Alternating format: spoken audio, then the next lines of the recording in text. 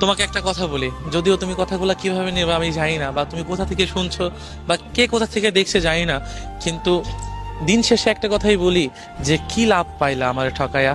তুমি তো সবকিছু নিয়ে গেলে, আমার আনন্দ, স্বপ্ন, ভালোবাসা যা ছিল সবকিছুই। আমি যে অন্য একটা মানুষকে ভালোবাসা দিব, সেই ভালোবাসাটুকু তুমি আমার ভিতর রাখো না।